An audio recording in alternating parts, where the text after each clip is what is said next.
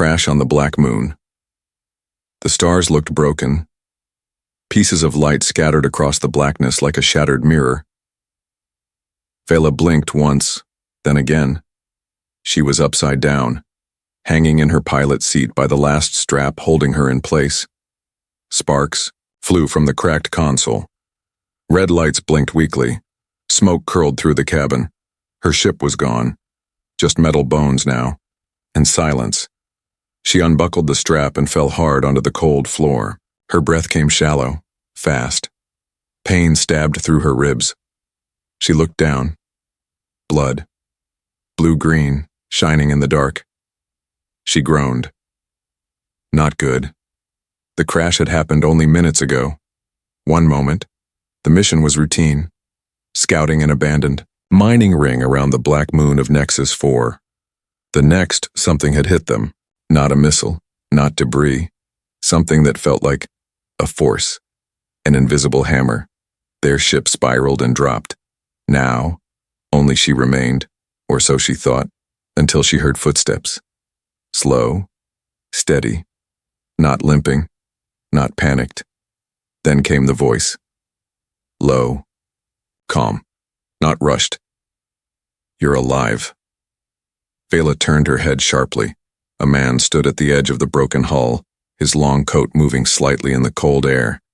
His skin was pale, almost too pale. His eyes glowed red, not bright, just enough to reflect the emergency lights. He looked human, but not like any human she'd served with. Thorn, he said. Last crewman standing. Vela coughed. You're not bleeding. Not easily, he replied. He stepped closer. His boots made no sound on the metal floor. Vela tried to push herself up, but pain flared through her chest. She fell. Again. Thorn knelt beside her. Your heart's slowing. Thanks for the update, she muttered, voice weak. He looked at her wound. Deep. Spreading. Nothing in the medkit would save her. She could see it in his face. Then she noticed something. Strange. He pulled a blade from his belt. Small, silver. Her hand twitched toward her sidearm. What are you doing? He didn't answer. Instead, he cut a line across his palm. Dark red blood oozed out, but it didn't drip. It shimmered, almost moved on its own. He held the bleeding hand near her lips. Drink, he said. Vela's eyes widened. What? You'll die if you don't. What is it? He paused, then said softly, Me. She stared. The blood gave off a strange scent, sharp, like metal and fire. Her instinct screamed no, but her body trembled with cold. Her vision blurred. She could feel her heart slowing. Her hands were numb. She didn't want to die. Not here. Not like this. She opened her mouth and drank. It burned, not like fire, not like poison. It was something deeper. Her chest pulled tight, her muscles jerked, her mind screamed, and then silence. Then a single heartbeat, strong, then another. When she opened her eyes again, the pain was gone, her wound was closed. The blood was still on the floor, but not hers. She sat up slowly. Thorn stood where he had been watching her. What did you do to me? She whispered. He turned his gaze away, almost like he regretted it. I saved you. With blood. Not just any blood. Vela looked at her hand. It looked the same, but it didn't feel the same. Her fingers were faster. Her skin felt cooler, her senses sharper. She could hear his heartbeat, even see tiny dust in the air. This wasn't healing. This was change. Who are you really? She asked, her voice low. He met her eyes. I'm what the stars left behind when Earth grew afraid of the dark. You're a vampire, she said slowly. He nodded once. A survivor. She looked at her own reflection in a piece of broken metal, eyes still hers. But something deep inside no longer was. The hunger awakens. Hours passed. The sun never rose on the black moon. Darkness stretched forever across the landscape, broken only by cracks of distant lightning in the thick clouds above. Everything smelled like metal and ash. Inside the half-crushed ship, Vela sat with her back against the wall, knees pulled to her chest. Her wounds were gone, not just healed, erased. Her skin was smooth again. Perfect. Too perfect. She didn't feel normal. She felt sharp. Every noise outside made her ears twitch. She could hear wind sliding across broken metal. She could hear Thorn 20 meters away standing still without moving a muscle. She could even hear his breath, slow, steady, controlled. But what disturbed her most was the sound of blood, not his. She shook her head.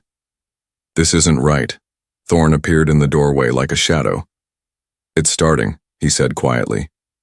She stood up, fast, too fast. She stumbled. What's starting? She asked, her voice uneven. He didn't. Blink. Your body is adapting, faster than mine ever did. Vela moved to the cracked mirror panel again. Her face was still hers.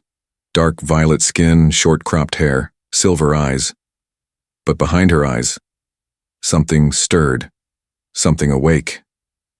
I feel hungry, she said, but not for food. Thorn stepped into the light, finally pulling off his coat. Underneath, armor lined with strange runes. Your body needs energy now, not just calories, life force. Vela stepped back. You mean blood? He nodded once, but not like the stories. You don't need to kill, just enough to steady your system. And if I don't, you'll break from the inside. She clenched her fists. I'm not like you. You weren't, he said calmly. But you drank from me. And now you're something in between. Vela felt heat behind her eyes. You should have let me die. Thorn's expression didn't change. You begged me to help. Suddenly, a distant scream echoed across the moon's rocky cliffs. Vela snapped her head toward the sound. Thorn turned sharply too. Not human. Then what? Miners? Scavengers? Or worse? Vela's hands began to tremble. Her heart was racing, not from fear, from need. Stay here, Thorn said, pulling his weapon from his side. A black blade, no shine, no sound. Vela followed him anyway. I'm not hiding. You're not ready. Try and stop me. He didn't try. They moved together, across rocks and ash fields, toward the sound. They found a crashed skimmer near a canyon edge. 2 alien scavengers were surrounded by 6-legged beasts, twisted things with pale skin and black eyes. Carnivores, Thorn muttered. Not smart, but they smell blood. Vela could see everything. The beast's muscle twitches, the way their claws gripped the sand, and inside her chest, something snapped. Before Thorn could strike, Vela was already moving. Like lightning, she dashed forward. The world slowed around her. Her hands became claws. Her vision tunneled in. 1 beast leapt at her. She caught it midair and snapped its neck with unnatural ease. The others turned, snarling. She didn't stop. She was fast, too hungry. When it ended, all the beasts were dead. The scavengers ran, and Vela stood in the blood-soaked sand, gasping. Red lines dripped from her hands. Her eyes glowed faintly in the dark. Thorn approached slowly. Vela. Don't, she whispered. You didn't kill the scavengers, but I wanted to. She dropped to her knees. This is wrong. Thorn knelt beside her. You were reborn, not by choice, but by instinct. And now? She asked. He looked at her with quiet understanding. Now, you choose who you become, hunted by the living sun. The dark sky above the black moon began to crack, not with light, but with heat. A thin golden beam broke through the clouds, slicing across the mountains like a sword. Everything it touched melted slightly. Metal, stone, bone. Vela felt her skin tingle even from far away. She looked up sharply. Sunlight. Here? Thorn stepped beside her, his face tense. Not natural, he said, That beam is from a ship. Vela narrowed her eyes. What kind of ship uses sunlight as a weapon? One that hunts me. High above the atmosphere, a golden cruiser drifted slowly across orbit. Its design was elegant. Smooth lines, golden plates, and long solar wings like banners stretched wide. It was a Hillary solar judge, one of the most feared machines of the Hillary Dominion. Not because of size, but because of what it cleansed. It burned things that didn't belong. Inside the cruiser, a commander stood before a glowing map. "We have found the vampire," the officer said. "Energy signature confirmed." "A second," officer added. "There is another, not listed, alien female. Shows signs of mutation." The commander raised one eyebrow. "Target both." On the surface, Thorn and Vela ran through canyon paths, staying under cover. "What do they want with you?" Vela asked, breathing hard. "What every empire wants," Thorn replied. "Control or destruction." Vela ducked under a rock ledge as another beam struck nearby, lighting the ground on fire. "So you fought them before?" "Once," Thorn said. "I survived. They didn't forget." Vela touched her neck. "They detected your blood in me." "Yes, and now they think you're a new threat." A sudden voice cracked through the air. Not loud, but everywhere. "Vampire anomaly. This planet is under solar judgment. You have 30 minutes to surrender or be incinerated." Vela stared up. How did they find us so fast? Thorn turned, eyes glowing red for the first time in days. "They've been watching me since the crash. They were waiting to see what I'd create." Vela felt her chest tighten. "And now I'm the experiment." He looked at her, voice calm. "No. You're the evolution." They ran to an old mining bunker buried under the cliffs. Inside was darkness, dust, and leftover machinery. Lucas moved quickly, setting down a black case. He opened it to reveal an ancient artifact, a disc made of obsidian and bone. Vela frowned. "What is that?" "A sunshield generator," he said. "Very old, very unstable." He attached it to the bunker's main console. The device lit up, pulsing. "This will block the solar beam for maybe an hour." Vela looked toward the exit, and then we run again. The bunker shook violently. Light broke through the cracks in the ceiling. The heat was rising. Vela gritted her teeth. "We can't keep hiding." Thorn didn't reply. Instead, he handed her something. A curved blade etched with ancient symbols. "What's this?" "A vampire's first weapon," he said. "Forged in shadow, sharpened by hunger." Vela held it. It hummed in her hand. It felt right. Outside, Hillary strike teams landed on the moon's surface. White armor, golden visors. They spread in silence. One of them whispered, "Bring the girl alive if possible. The male, dust him." In the bunker, the sunshield failed. The first strike hit. The entrance door melted. Vela stepped forward. "Stay behind me," Thorn said. But she moved beside him instead. "No, we do this together." When the Hillary came in, they found no fear. Just two figures, one old, one new. The girl, with alien blood and vampire strength, moved faster than they could aim. Her blade danced. She didn't kill, but she didn't lose. Thorn moved like smoke, his strikes silent and brutal, but the heat drained him. After the last soldier fell, Vela knelt beside him. "You're burning," she said, panicked. "Too much light," he whispered. "I'm fading." Vela looked down at her hand. Her skin wasn't burning. It was glowing faintly, but holding strong. "You're adapting," Thorn said. "Sunlight doesn't hurt you anymore." Vela stared at him. "Then what? Am I?" He smiled, weak but proud. "Something new." The blood gate. They walked deeper into the caves beneath the black moon. The bunker was destroyed. The surface was no longer safe, and Thorn was weakening. Each step he took looked heavier. He leaned against the stone walls, his skin pale as snow. In the shadows he was strong. But here, where faint light leaked through cracks, he was fading. Vela moved beside him, her steps light and steady. She didn't burn like he did, and she didn't know why. They reached a tunnel no one had touched in centuries. Symbols lined the walls, sharp, curved, and written in a language older than either of them. This place, Thorn whispered, was built by the first ones. Vela frowned. The first vampires? Not quite, he said. They were something else, creatures of blood and starlight. They came before humans, walked on Earth, before we even called ourselves alive. You've been here before, once. I didn't enter. Why now? He looked at her, his red eyes dimming. Because you can. They stepped into a large chamber lit by red crystals. At the center stood a black gate made of bone and iron. It pulsed with a slow, deep sound, like a heartbeat echoing through stone. The blood gate. This is it, Thorn said. What does it do?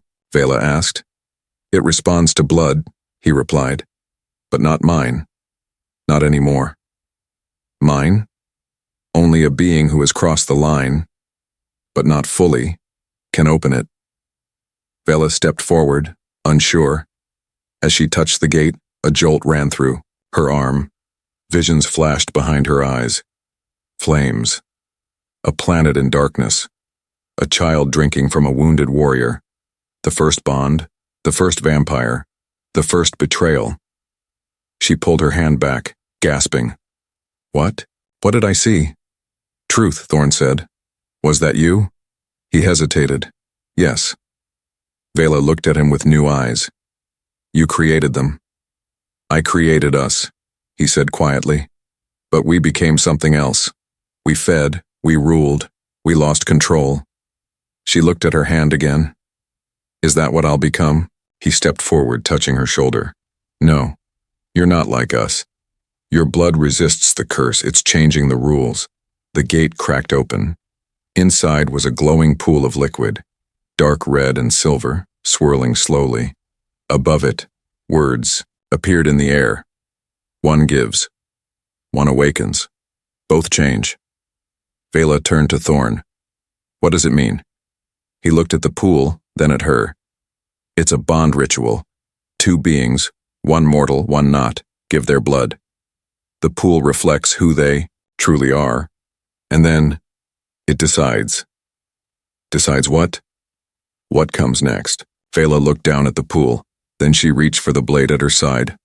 Without waiting, she cut her palm. Drops of glowing blood fell into the pool.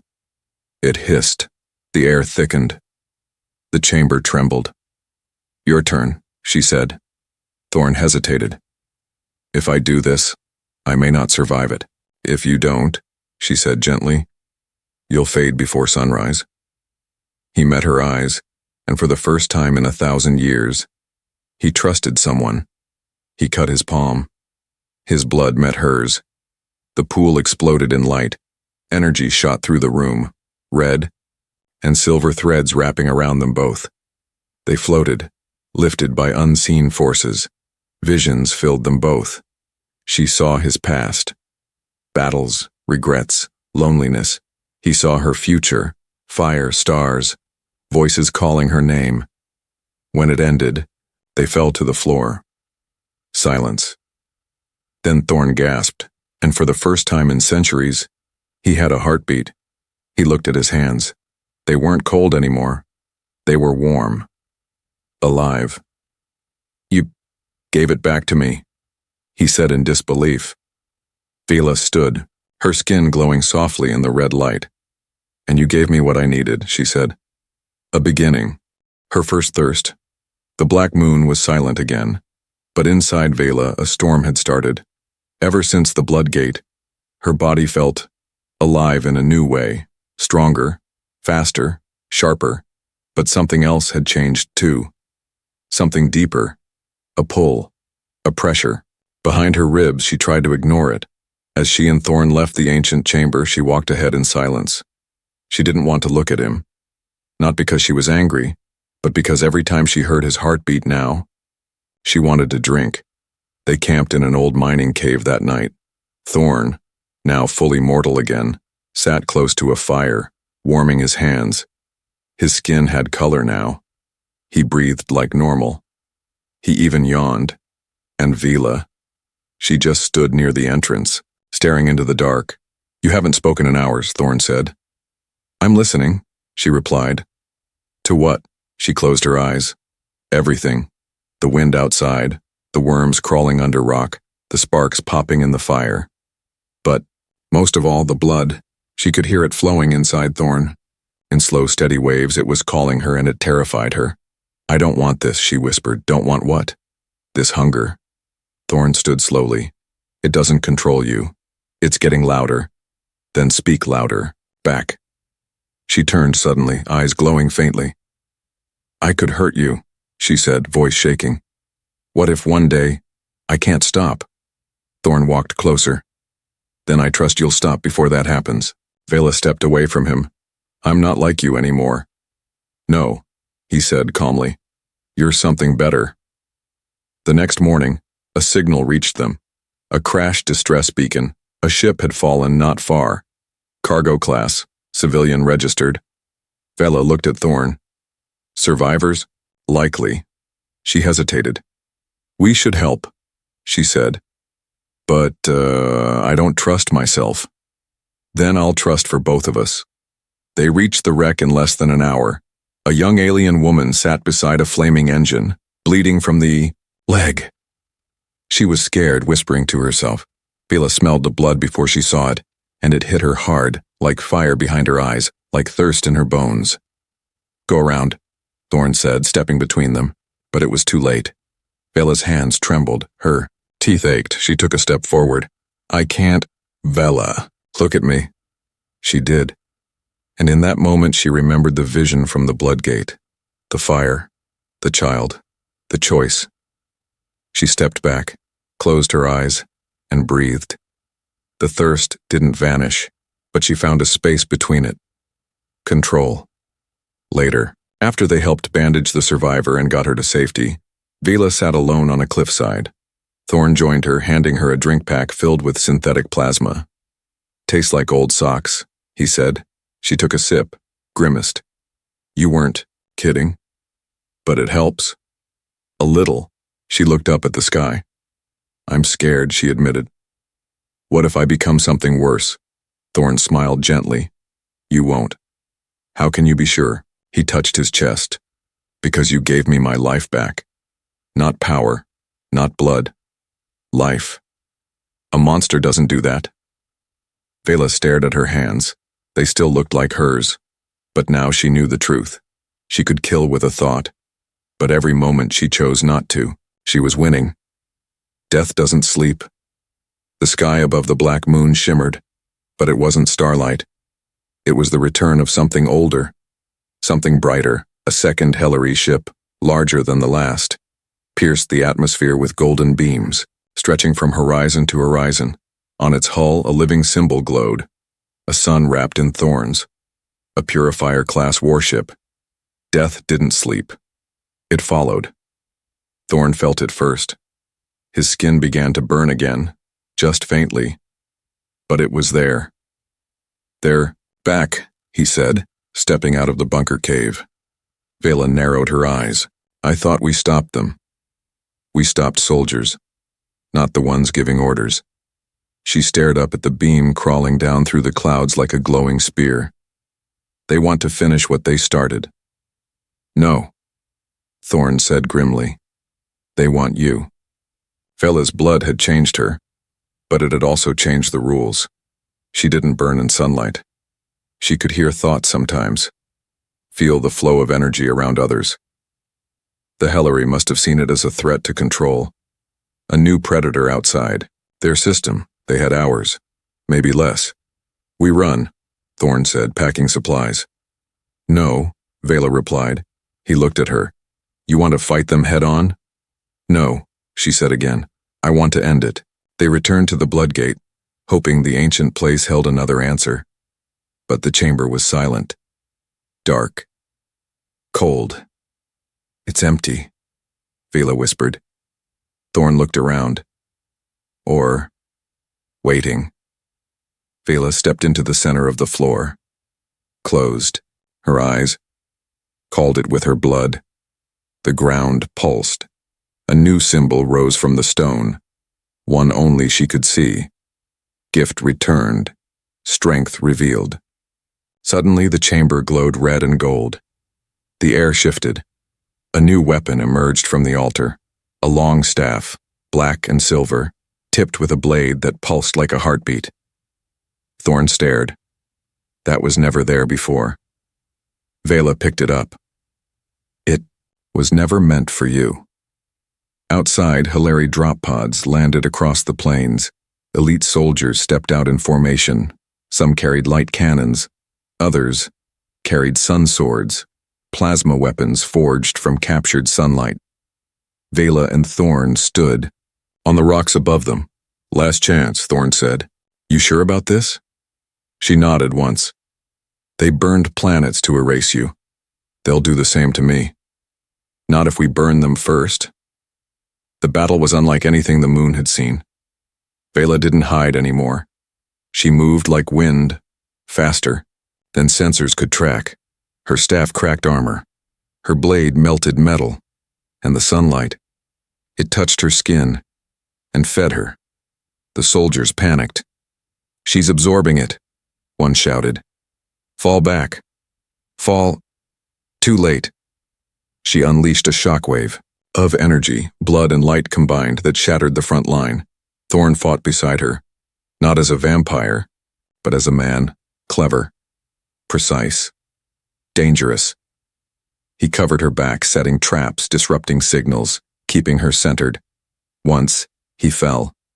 A sun sword hit him in the side. He cried out. Vela turned, and her scream split the sky. Energy poured from her eyes, her hands, her very breath.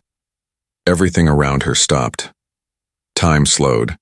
Her enemies saw death walk toward them, with alien eyes and a human soul. When it was over, the purifier ship fled. Not because it was beaten, but because its crew had seen something worse than death. They had seen hope they couldn't control. Vela carried Thorn back to the cave. His wound was deep, burning. She sat beside him, cut her palm, and fed him her blood again. He drank and slept. She stared at him for a long time, and for the first time, she didn't feel hunger. She felt peace. The immortal who gave it back. The war was over. For now. The Hilary ship had vanished beyond the stars, leaving only burned wreckage, broken weapons, and the silent black moon behind. But something greater had changed. Not just in battle, not just in blood, but in Vela. She stood alone on the mountain ridge, the wind soft across her face. Her eyes no longer glowed with hunger. They shimmered with calm. She had survived the change, not just physically, but emotionally. And with that survival came something rare in the galaxy, clarity. Below her, in the makeshift camp, Thorn sat near the fire, patching his jacket. His skin had color again. His breath was steady. His wound was healing, slowly, like any mortal. He looked up as she approached. How do you feel? He asked. Vela smiled gently. Quiet. She sat beside him. For a while, neither spoke, just the sound of fire and wind. Then Vela whispered, Your blood gave me strength. You needed it, Thorn replied, but I gave it back.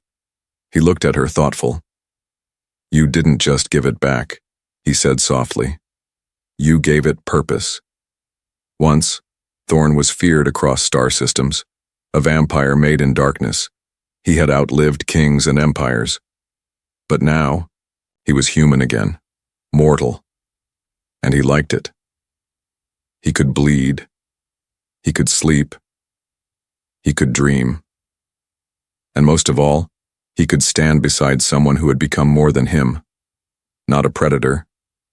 Not a monster. Something new. In the weeks that followed, Vela helped the survivors rebuild. Word of the Hilary defeat spread fast, and so did the legends. The girl who drank blood and walked through sunlight. The vampire who gave up immortality to save her. The moon that burned brighter than a star. Some feared her. Some worshipped her. But Vela didn't care about titles. She only cared about truth. One day, A messenger ship arrived from the United Worlds Council. They brought an offer, a seat at the table. Vela read the invitation, then folded it quietly. Will you go? Thorn asked. I don't want to be their symbol, she said. I just want to protect the ones like us. Then you'll do both, he replied. Before leaving, Vela walked to the old cave one last time. The blood gate was silent now, cold, its power spent, but she placed her hand on it with respect. Thank you, she whispered. As the sun broke over the moon's edge, Vela stood on the ship ramp beside Thorn. The wind carried the last ashes of battle into the sky. She turned to him. You don't regret it? He shook his head. I've lived 1,000 years, most of it alone, giving up immortality to see you rise. He smiled. That was the first thing that ever felt real. She looked ahead, 1,000 systems, 1,000 voices, all waiting. She took a deep breath and stepped into the light. In the end, she wasn't a vampire. Not fully. Not just alien. Not just survivor. She was the one who took darkness and made it walk in sunlight.